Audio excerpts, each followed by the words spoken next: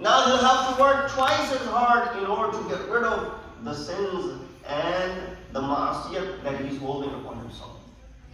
So just mere wujood of a motherly figure in your household, looking up at them, looking at them is merely ibadah. You don't have to do anything. When you go for Hajj and Umrah, people say, Maulana, what should we do when we're circumambulating the Kaaba? To do nothing. Just stare at the Kaaba. Just look at the Kaaba, and that is enough. Why? That itself is ziyarat. That itself is ibadat. Now, I have mentioned there are certain individuals, looking at them is also ibadat. Now I'm sure all of you heard the hadith al-Nabawi where Rasulullah said that al-nazaru ila wajhi Ali ibn Abi Talib ibadatu. Right?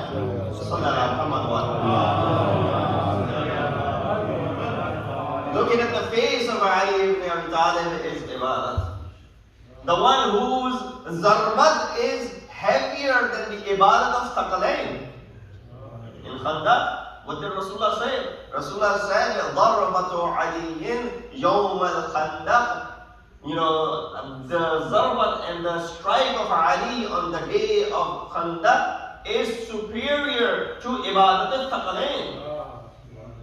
It's heavier than the ibadat of Thaqalain. What is the ibadat of Thaqalain? The men and the jinn combined, mankind and jinn combined, their ibadat is on one side of the scale and the zarbat of Ali on the other side of the scale.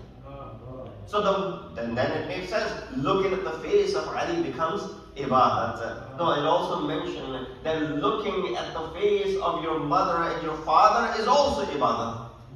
And it added something on top of this. Man nazara ila walidayhi nazara rahmatin. Whoever looks at his parents with the nazar and the glance of rahmat, ala wa kataballahu lahu hajjatan mabrura. Allah subhanahu wa ta'ala writes in the account of this individual hajj, that hajj which is hajj mabrur. Not just an ordinary hajj. Hajj which is maqbool in the bargah of Allah subhanahu wa ta'ala. So every time you want to do the hajj and get the thawab of hajj mabrur, all you've got to do is look at the face of your mother and your father with the rahmat and with respect and with compassion, and that accounts for a hajj in your account. Sallu ala Muhammad wa ala Allahumma salli ala Muhammad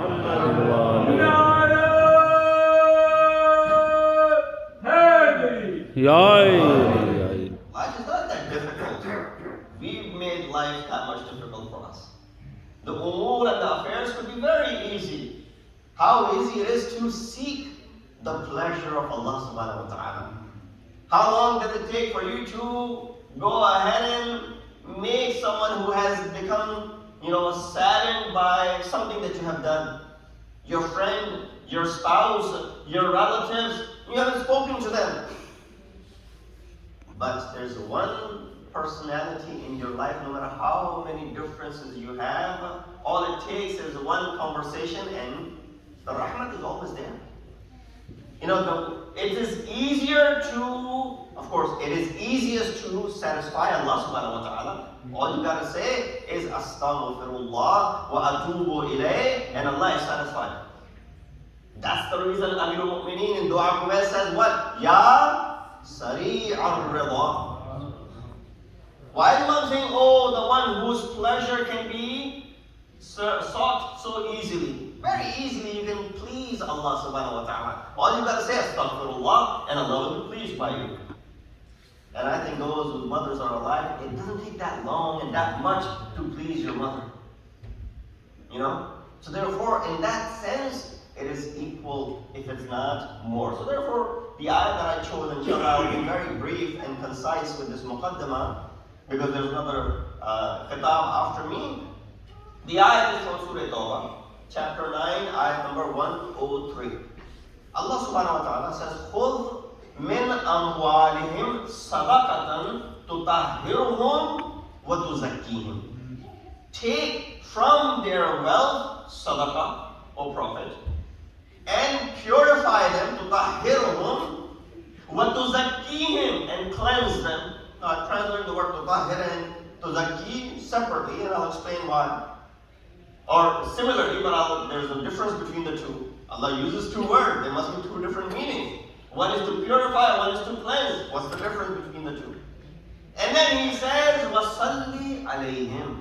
O Rasul, also pray for these people from whom you are collecting this sadaqah. Inna salataka sakanun lahum. Because when you pray for them, it becomes a mean of sukoon and tranquility for them.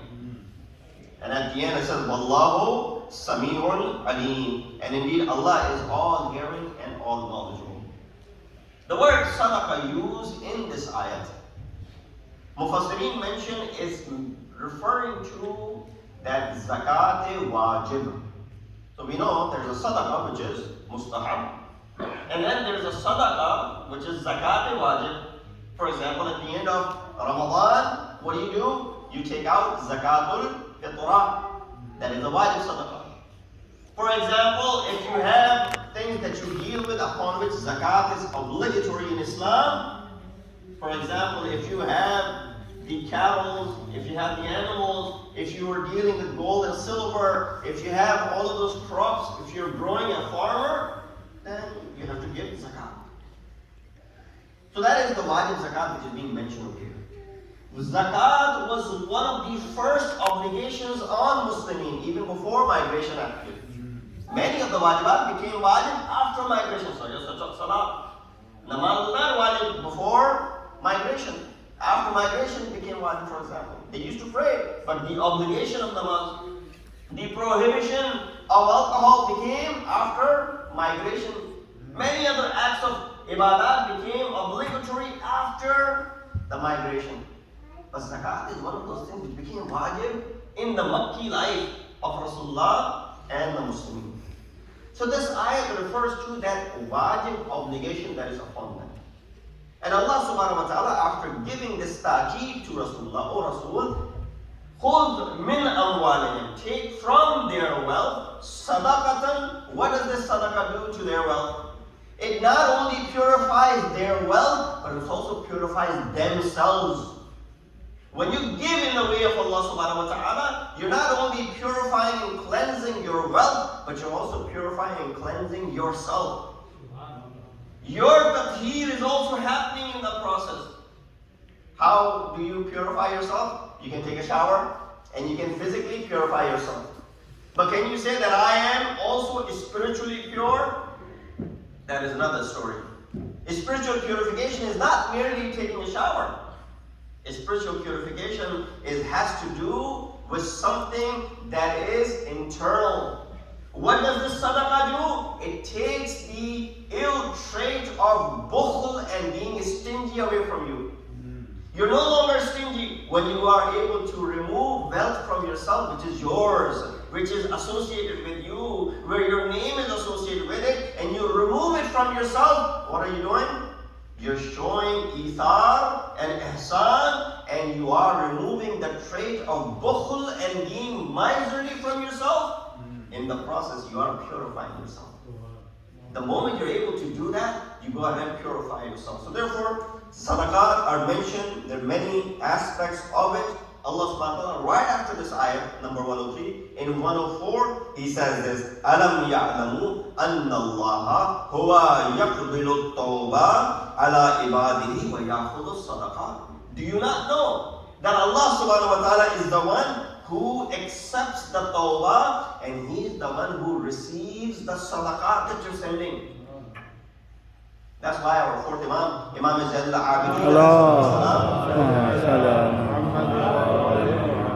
would place the sadaqah in the hand of the beggar, and then Imam would kiss the hand of the beggar. People ask, oh Imam, why are you kissing the hand of a beggar? Imam said, have you not read the ayat? Alam ya'lam anna Allah huwa yaqbilu tawbah wa ya'khudhu sadaqat. This sadaqah lands in the hand of Allah subhanahu wa ta'ala. For a moment, the hand of the beggar becomes the hand of Allah subhanahu wa ta'ala. Therefore, I'm not kissing the hand of this beggar, I'm kissing the hand of Allah subhanahu wa ta'ala. If you knew that this is the hand of Allah, would you not go ahead and do the bosa of this hand? Of course you would. This is your opportunity. Imam further elaborated. People said, Imam, these beggars, they come and go on. and you're giving so much attention to them. He said, why shouldn't I? This beggar is transferring my goods free of charge. Can you imagine someone who has all this wealth, who has amassed all this wealth, inshallah, through halal means, but he says, bury all my treasure with me when I die. Put all my money in my casket. What good is it going to do? Well, I'll leave this money over there. No, this currency will not work over there, brothers and sisters. And this is not the proper way of transferring the money. In fact, in this world, it is not the legal way of transferring the money. You say, well, I'll carry all my $100,000 in my suitcase and I'll take it to, for example, another country. No, you'll be arrested for taking all this cash with you. It's not legal to carry all this cash. When it's not even legal in this world, you're going to go ahead and carry all this in the hereafter, thinking that it'll be buried with me. No, the way your body decomposes, this wealth will be gone as well. It makes no sense. Use your aql. This is not the way to transfer the money. The way to transfer your goods from this world so they're helpful over there is only through this means of providing to those who are in need. So Imam used to say that I should be thankful to this beggar. He said, Imam, you are giving him and you are thanking him? He said, yes, because he's doing me a favor without any fees. He said, he's doing me a favor. He's transferring my wealth. When I die, when I arrive in the body of Allah subhanahu wa ta'ala, all that I had given to him will be there waiting for me, and I'll be able to cash it out over there in the bargah of Allah subhanahu wa ta'ala. So Muhammad.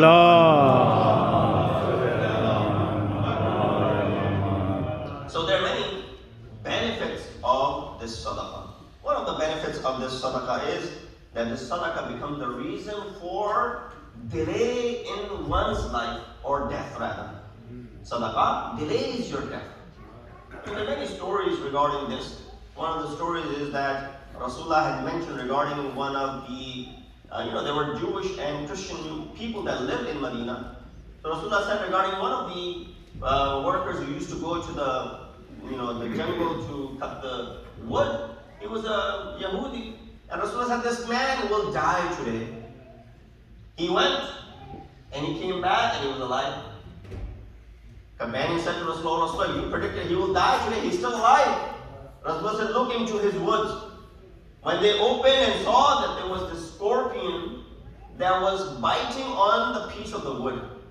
He said this scorpion was supposed to bite him. And with that bite, he was supposed to die. Then Rasulullah said to him, oh man, what did you do out of the ordinary today? He said, nothing.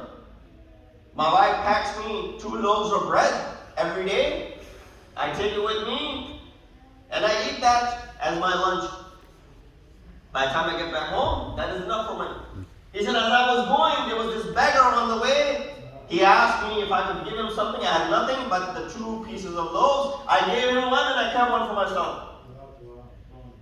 Rasulullah said, just the fact that you gave that sadaqah, just 1 piece of loaf, the bread that you gave, that was enough for Allah subhanahu wa ta'ala to delay your death, and you were supposed to die today, and Allah extended your life. Subhanallah. Person is not even Muslim believing in the Khatm al-Nubuwwat, yet Allah subhanahu wa ta'ala is protecting him merely because the person had given sadaqah. And there are many such stories of this nau'iyat as to how sadaqah can delay the life, or the death rather. Sadaqah does another thing. It changes the face complexion of shaitan. If you want to change the complexion of shaitan and break his back, because he's always looking to go ahead and mislead you and misguide you, one of the best ways, the riwayat mentioned from our 5th Imam, Imam Muhammad Baqir, alaykum bis sadaqati fabakkiru biha fa innaha tusawwidu wajha iblis. अगर किसी चीज से शैतान का मुंह काला होता है तो वो सदका है. Give sadaqah and you will defeat shaitan within this life. So that is the second benefit of giving sadaqah. Number 3, I'm going through this quickly because there's another khitab after me. That sadaqah is not only with money. Someone might say tomorrow that, Maulana, we didn't have enough money, enough wealth to give sadaqah. So that means we cannot be the beneficiary of all that is being mentioned in the Ramayana. He said, no. Our seventh Imam said, "Awnuka lid-da'ife afdalus sadaqah." When you help out an elderly, this elderly could be your relative, this elderly could be a stranger, this elderly could be your mother, could be your father, could be anyone. Awnuka lid-da'ife, anyone who's da'if, you help them out. This is the best form of sadaqah that you can imagine.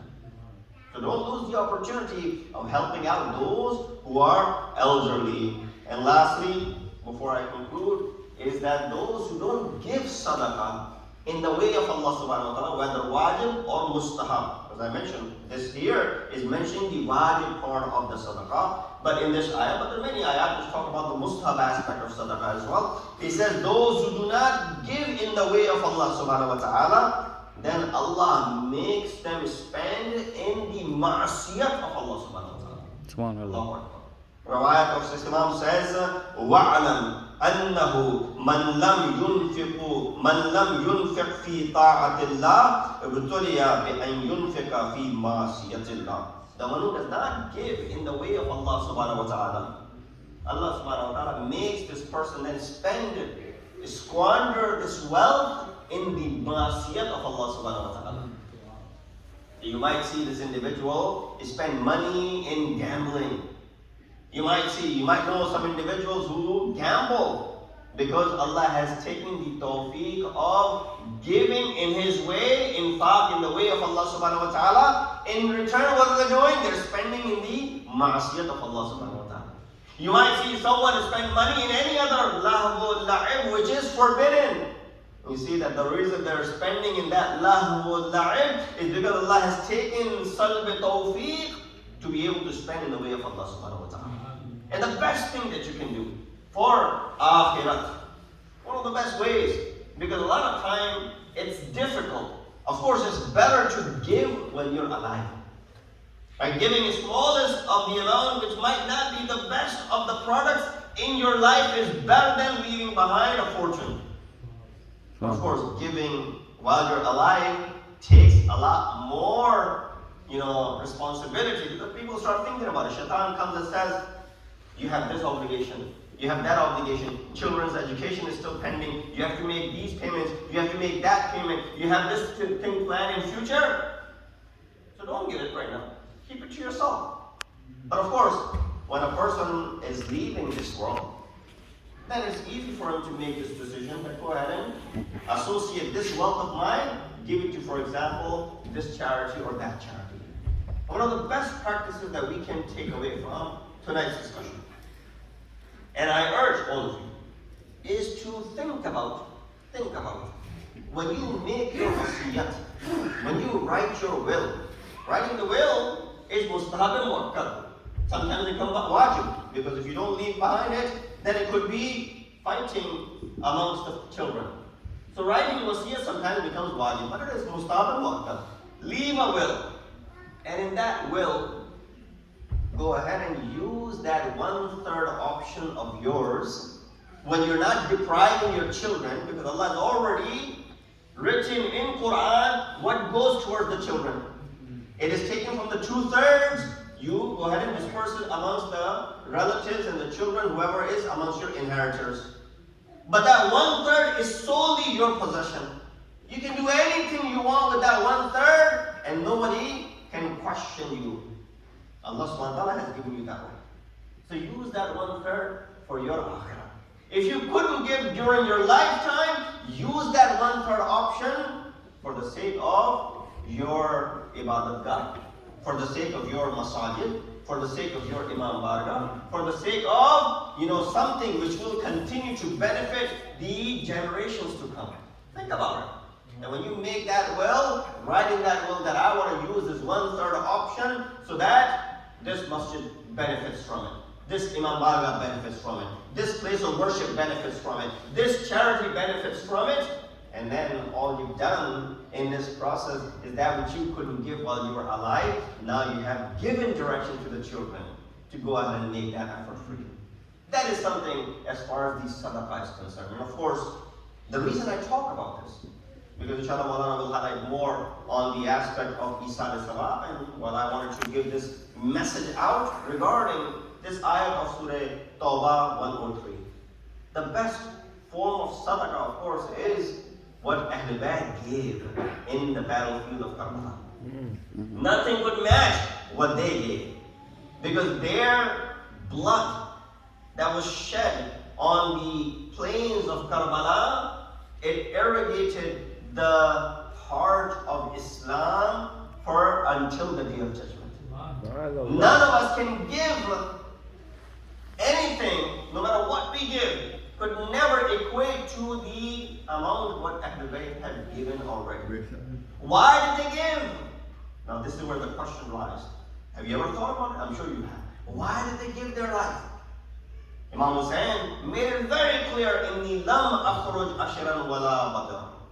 Imam was not after any sort of fame, not after any sort of wealth, was not after anything from that aspect. Imam was only after Amr bil Maruf wa Nahi anil Munkar. Imam was only after so the deen survives. Now when we know Hussein is someone, Husaynun minni wa ana min Hussein. Hussein is someone, in the Hussein misbahul huda wa safinatun najat. In the riwayah says, man ahabba Husaynan faqad ahabba Allah. All of that status of Imam Hussein, the bulandi of the status of Hussein is understood by you. Now Hussein is sacrificing his life for something else. Just imagine the status of that thing for which Hussein is sacrificing his life. And that is the deen mubin in Islam. And that's the essence, and that's the attributes that you and I should hold true to ourselves as well. Wa akhiru da'wana, and alhamdulillah rabbil alamin.